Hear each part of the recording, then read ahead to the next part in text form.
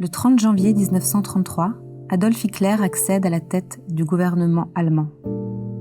2 années plus tard, à l'occasion du 7e congrès annuel du NSDAP, en septembre 1935, le Reichstag adopte les 3 textes des lois raciales de Nuremberg, marquant ainsi l'avènement de la politique antisémite du régime. De nombreux résidents et travailleurs d'origine suisse, établis ou voyageant en Allemagne, mais aussi en Autriche, en France, en Hongrie ou en Italie, sont contraints de fournir la preuve de leur non-ascendance juive. Ces demandes de preuve d'arianité, exigées par les autorités nazies et fascistes, auront cours jusqu'à la fin de la guerre en 1945. Parmi l'immense fonds patrimonial conservé aujourd'hui aux archives de l'État de Neuchâtel, se trouvent plusieurs centaines de ces demandes de certificats d'arianité.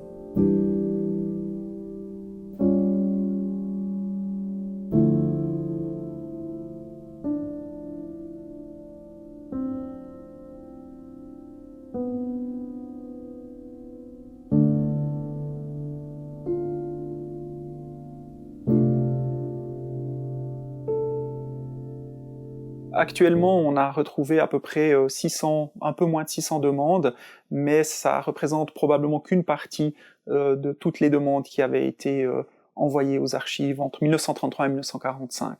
Ces dossiers sont des dossiers constitués a posteriori, pendant les années 90, au moment de l'affaire des fonds juifs en déshérence, où il fallait retrouver un certain nombre de traces. Et au départ, c'est des documents, donc de la correspondance, qui étaient simplement insérés dans des collections chronologiques. Donc probablement qu'une partie de ces demandes n'ont pas été retrouvées ou documentées. Certaines demandes étaient formulées par téléphone ou par des voies détournées qui ne laissaient pas forcément de traces écrites. Alors, à proprement parler, il s'agit d'un fichier qu'on appelle fichier généalogique, qui sert principalement aujourd'hui aux recherches généalogiques et qui est basé justement sur des extraits d'état civil. Il a été constitué à partir des années 30, suite aux nombreuses demandes de recherche généalogique dans le but d'établir des certificats d'arianité qui provenaient d'Allemagne. Alors, ce qu'il demande évolue au fil du temps, et évolue aussi en fonction des exigences légales des autorités nazies, mais pour schématiser, les demandes, c'est avant tout des demandes de recherche généalogique. Les gens doivent pouvoir établir à travers la recherche de leurs ancêtres qu'ils n'ont pas des ancêtres juifs. Donc, dans un premier temps, il s'agit uniquement d'avoir les extraits d'état civil des grands-parents, arrière-grands-parents. Dans un premier temps, les autorités allemandes se contentent de remonter de 2, voire 3 générations, et puis les exigences vont augmenter, et évidemment, chaque fois que vous remontez d'un niveau générationnel, vous avez 2 fois plus d'individus à rechercher. Il y a 2 raisons pour lesquelles le canton de Neuchâtel, pendant ces années, est fortement sollicité. D'une part, parce que beaucoup de Neuchâtelois, au fil du temps, pour des raisons historiques, se sont établis dans l'actuelle Allemagne. D'une part, à travers le refuge huguenot, et d'autre part aussi par les liens institutionnels, puisque à partir de 1707 et jusqu'en 1848, la principauté de Neuchâtel a pour souverain le roi de Prusse. Donc ces rapports étroits avec l'ancienne Prusse et plus généralement avec l'Allemagne ont fait que beaucoup de Neuchâtelois se sont établis dans ce pays et que donc ils y ont fait souche. Et la deuxième raison, qui est probablement plus importante, c'est le fait que Neuchâtel étant un canton protestant, il existait l'usage, surtout au XVIIe, XVIIIe siècle, d'avoir recours aux prénoms dits bibliques, c'est-à-dire surtout d'Ancien Testament, des prénoms qui ont aux oreilles des autorités allemandes une consonance israélite, comme Samuel, Judith, Esther, etc. Et en fait, cet usage existait pour rompre avec la tradition des prénoms du calendrier liturgique romain. On le voit ici, et les archivistes répondent par cette formule type: la profession du père n'est pas indiquée, mais on peut supposer qu'il était vigneron. Quant à la confession, il s'agit bien de la religion réformée, bien que les prénoms bibliques, Suzanne, Esther, David, Samuel, Josué, très répandus dans notre pays au XVIIIe siècle, puissent faire croire à une ascendance israélite.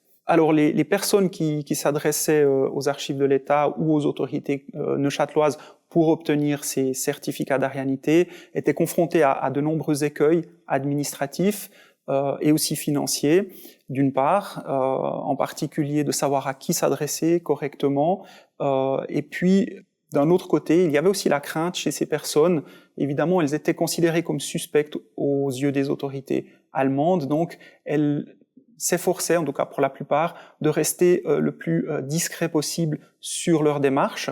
Et on voit il existe différentes tactiques pour essayer de rester discret. Certaines personnes profitent d'un voyage en Suisse pour faire un passage aux archives qui laisse moins de traces, mais parfois on en a quelques échos dans une correspondance ultérieure.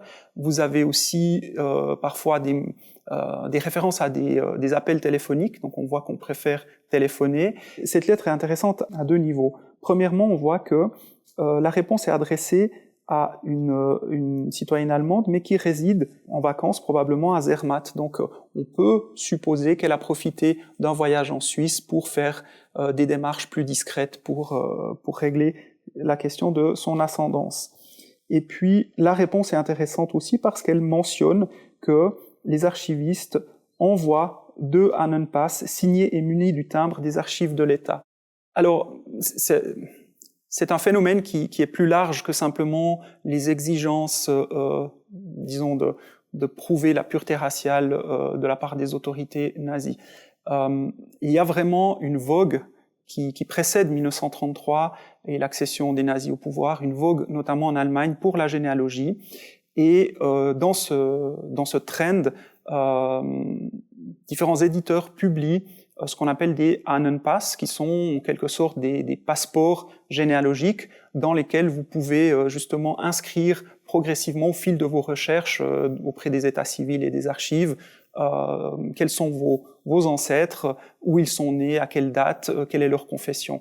Donc oui, effectivement, c'est une sorte d'album familial généalogique, et évidemment, les autorités nazies vont favoriser la diffusion de ce type de documents. Et surtout, on voit aussi un usage commercial de ces Ahnenpass, puisque c'est des succès d'édition, hein, on les tire à des centaines de milliers d'exemplaires, et il y a une concurrence d'une part entre éditeurs, il y a aussi une récupération, je dirais presque promotionnelle de la part de banques, d'assurances qui offrent des Ahnenpass si vous ouvrez un compte chez eux, etc. Et puis on va même chercher le haut patronage des grands dignitaires nazis, donc il y a le Ahnenpass de Himmler, le Ahnenpass de Göring, etc. Il faut aussi se replonger dans le contexte de l'époque. Très vite, les autorités nazies ont imposé un contrôle des devises, ce qui veut dire qu'il était extrêmement difficile d'envoyer de l'argent à l'extérieur, et comme ces frais de recherche généalogique étaient des montants souvent élevés qui dépassaient les quotas mensuels de devises qu'on pouvait envoyer à l'étranger, ça posait des problèmes, ça fragmentait les recherches d'une part, ça les ralentissait, et puis aussi assez vite, on a eu recours à des succès d'année puisqu'il existait des systèmes de timbres-valeurs qu'on pouvait envoyer et qui, en quelque sorte, faisaient office de monnaie de remboursement. La question du paiement des frais était vraiment un élément central pour les archivistes. Alors on a en tout cas des traces jusqu'en 1944, donc à l'époque où Berlin était déjà largement bombardé, où on voit que des attachés d'ambassade reçoivent la mission d'aller relancer justement les mauvais payeurs.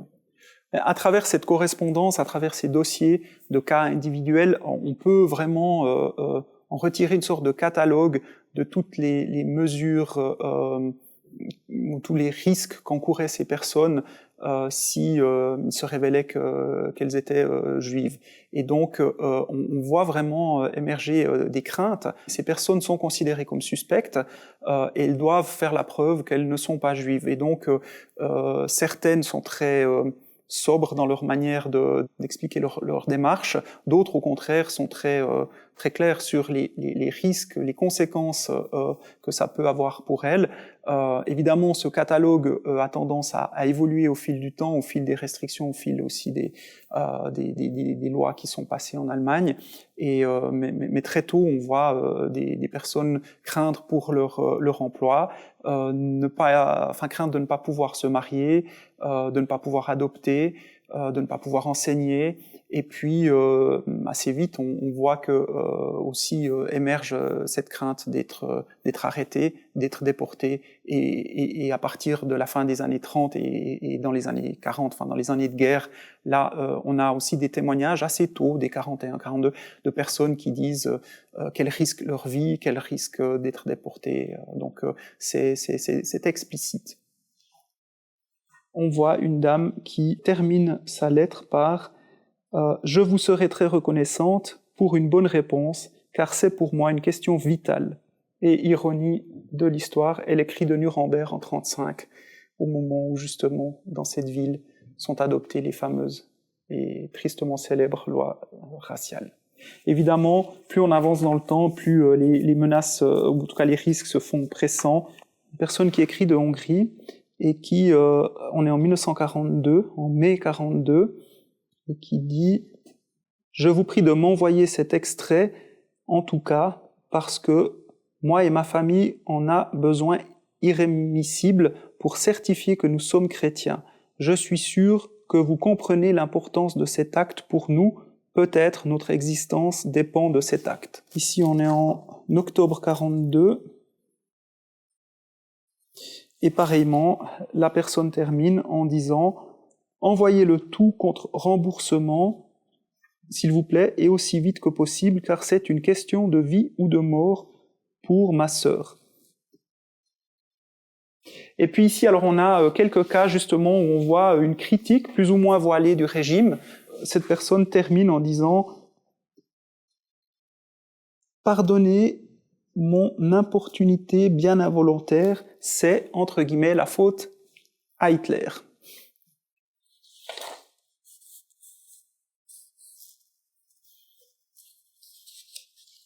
Là, on sent aussi beaucoup d'ironie. On est en novembre 1939, donc la guerre a démarré, et la personne commence en s'adressant probablement à un des archivistes qui devait être un de ses parents, puisqu'elle lui donne du cher cousin. Un de nos cousins de Riga, ingénieur à Riga, a été obligé de quitter sa patrie pour aller en Allemagne. Entre parenthèses, Heim ins Reich. Donc déjà là, on voit le côté un petit peu probablement ironique par rapport au militarisme allemand. Et maintenant, il lui faut prouver qu'il est pur arien. Il paraît que c'est surtout son arrière-grand-mère, ma grand-mère et votre grand-tante, qui les choquent et qu'il soupçonne d'être juive. Ces fous lui demandent de présenter un acte de baptême et celui de mariage. Ceci dit, on a très peu de cas à Neuchâtel, objectivement, de personnes de descendants de Neuchâtelois établis en Allemagne qui auraient des origines juives, et une des réponses qui émerge très vite à partir des années 35-36 aussi pour essayer de gagner du temps et d'abréger les recherches de la part des archivistes, c'est de dire que avant, je crois 1812, l'établissement de personnes juives n'était pas autorisé dans le canton de Neuchâtel, ce qui était une manière de ne pas devoir faire des recherches au-delà d'une certaine date.